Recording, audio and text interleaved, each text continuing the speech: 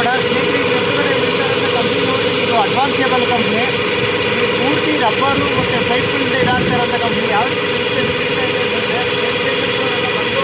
ಏನೇ ಇದು ಮಾಡ್ತಾ ಇದ್ರು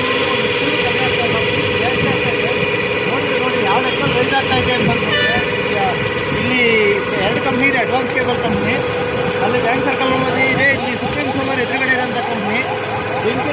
ಇದಕ್ಕೆ ಡೌಟ್ ಅನ್ಸುತ್ತೆ, ಆ ಲೆಕ್ಕದಲ್ಲಿ ಇರುತ್ತಾ ಇದೆ. ದಯವಿಟ್ಟು ಕಂಪ್ನಿಗಳು ಸೇಫ್ಟಿ ಇನ್ಸ್ಪೆಕ್ಷನ್ಸು ಫಾಲೋ ಅಪ್ ಮಾಡಿ. ಹೊರಗಡೆ ಫೈರ್ದು ಎಲ್ಲ ರೀತಿ ಇಷ್ಟೆಲ್ಲ ಆದರೆ ಕಾರಣ ಇರ್ತಾ ಇರಲಿಲ್ಲ.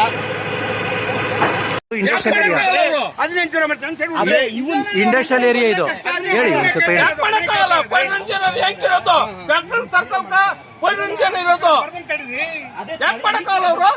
ಇಲ್ಲಿ ಫೈರ್ ಇಂಜಿನ್ ಇಲ್ವಾ? ಎಲ್ಲ ಎರಡೈತೆ, ಅಲ್ಲಿ ಎರಡು ನಿಲ್ಸೋರು ಇನ್ನು ಎರಡು ಕಳ್ಸಿದ್ದೀನಿ ಅಂತ ರೇವಣ್ಣ ಸರ್, ಎಲ್ಲೈತೆ? ಒಂದು ಇಲ್ಲ, ಇಲ್ಲಿ ಒಂದು ಇಲ್ಲ. ಈಗ ಎಲ್ಲೈತೆ? ಇದೆಲ್ಲ ಇಟ್ಕೊಂಡ್ರಿ ಏನಾಗ್ತೈತೆ ಹೇಳ್ರಿ.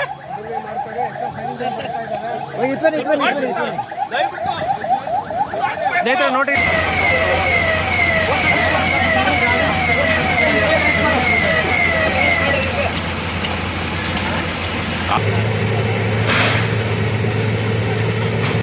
ನಮ್ಮ ದೊಡ್ಡಬಳ್ಳಾಪುರ ತಾಲೂಕಿನ ಬಾಸಟ್ಟಹಳ್ಳಿ ಇಂಡಸ್ಟ್ರಿಯಲ್ ಏರಿಯಾದಲ್ಲಿ ಅಡ್ವಾನ್ಸ್ ಕೇಬಲ್ ಫ್ಯಾಕ್ಟ್ರಿ ಅಂತ ಹೇಳಿ 5:05ವರೆಗೆ ಅಗ್ನಿ ಅವಘಡ ಆಗಿ ಅಲ್ಲಿ ಯಾವುದೇ ರೀತಿಯಾದಂಥ ಒಂದು ಪೂರ್ವಸಿದ್ಧತೆ ಇಲ್ಲದಾರದೆ ಇರೋದರಿಂದ ಇಷ್ಟೊಂದು ಅನಾಹುತ ಆಗಲಿಕ್ಕೆ ಕಾರಣ ಆಗಿದೆ. ಹಾಗಾಗಿ ಅದಕ್ಕೆ ಸಂಬಂಧಪಟ್ಟಂತೆ ಈ ಒಂದು ನಮ್ಮ ತಾಲೂಕು ಆಡಳಿತದ ಫೈರ್ ಎಮರ್ಜೆನ್ಸಿ ತಂಡಕ್ಕೆ ಸುದ್ದಿ ತಿಳಿದಾಗ ಕೂಡಲೇ ಅವರು ಬೆಂಕಿಯನ್ನು ನಂದಿಸಲಿಕ್ಕೆ ಪ್ರಯತ್ನವನ್ನು ಪಡ್ತಾ ಇದ್ದಾರೆ.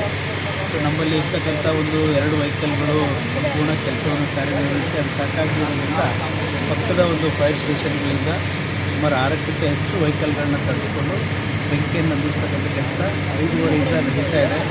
ಬಟ್ ಅದು ಪ್ಲಾಸ್ಟಿಕ್ ವೈರ್ ಪ್ರೊಡಕ್ಷನ್ ಒಳಗಡೆ ಇರೋದರಿಂದ ರಾ ಮೆಟೀರಿಯಲ್ಲು, ಸೊ ಅದು ನಮಗೆ ಅಗ್ನಿಯನ್ನು ನಂದಿಸಲಿಕ್ಕೆ ತಹಬದಿಗೆ ತರಲಿಕ್ಕೆ ಕಷ್ಟ ಆಗ್ತಾಯಿದೆ. ಆದರೂ ಕೂಡ ಒಂದು ಸುಮಾರು 5:15 ಅಂತಂದರೆ ಇವಾಗ 9 ಗಂಟೆ, 4-4.5 ತಾಸುಗಳು ಕೂಡ ಅವರು ಕೆಲಸವನ್ನು ಮಾಡ್ತಾ ಇದ್ದಾರೆ. ಜೊತೆಗೆ ಪಕ್ಕದ ಒಂದು ಫ್ಯಾಕ್ಟ್ರಿಗಳಿಗೆ ಯಾವುದೇ ಅನಾಹುತ ಆಗಲಾರದಂತೆ ನಾವು ತಡೆ ಹಿಡಿತಾ ಇದ್ದೀವಿ. 4 ದಿಕ್ಕಿನಲ್ಲಿ ಕೂಡ ವೆಹಿಕಲ್ಗಳನ್ನ ನಾವು ಅರೇಂಜ್ಮೆಂಟ್ ಮಾಡ್ಕೊಂಡಿವಿ. ಸಂಪೂರ್ಣ 100% ಇಡೀ ಫ್ಯಾಕ್ಟ್ರಿ ಬೆಂಕಿ ಹತ್ತಿ ಉರಿತಾ ಇದೆ. ಸೊ ಯಾರಿಗೂ ಕೂಡ ಲೇಬರ್ಗಾಗಲಿ ಯಾವುದೇ ಜನರಿಗಾಗಲಿ ಅಕ್ಕಪಕ್ಕ ಜನರಿಗಾಗಲಿ ಒಂದು ಬೆಂಕಿಯ ಒಂದು ಅವಘಡ ಆಗಿಲ್ಲ. ಅದನ್ನು ಎದುರಿಸಲಿಕ್ಕೆ ಸಂಪೂರ್ಣ ನಮ್ಮ ತಾಲೂಕು ಆಡಳಿತ ಮತ್ತು ಜಿಲ್ಲಾಡಳಿತದಿಂದ ಸಂಪೂರ್ಣವಾದಂಥ ಒಂದು ಸಕಲ ಸಿದ್ಧತೆ ಇದೆ.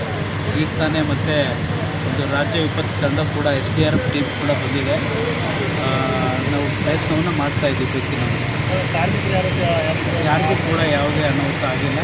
ಎಲ್ಲ ಕಾರ್ಮಿಕರನ್ನು ಸುರಕ್ಷಿತವಾಗಿ ಹೊರಗಡೆ ತೆಗೆದಿದ್ದಾರೆ. ಹಾಗಾಗಿ ಅಂಥ ಒಂದು ಯಾವುದೇ ಪ್ರಾಣಹಾನಿ ಸಂಭವಿಸಿದೆ. ಸುಮಾರು 1 ಎಕರೆ ಇದೆ. ಇದು ನಮ್ಮ KRDB ವ್ಯಾಪ್ತಿಗೆ ಬರುತ್ತೆ. ಮಜುರಹೊಸಳ್ಳಿ ಪಂಚಾಯತಿನಲ್ಲಿ ಇದು ನೋಂದಣಿ ಆಗಿದೆ.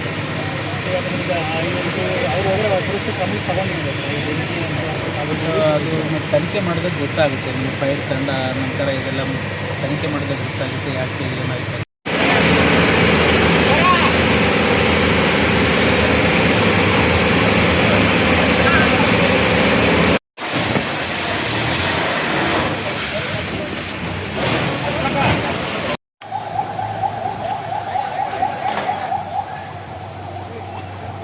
ಇನ್ನೊಂದು ಬಂತು ಫೈರ್ ಸ್ಟೇಷನು.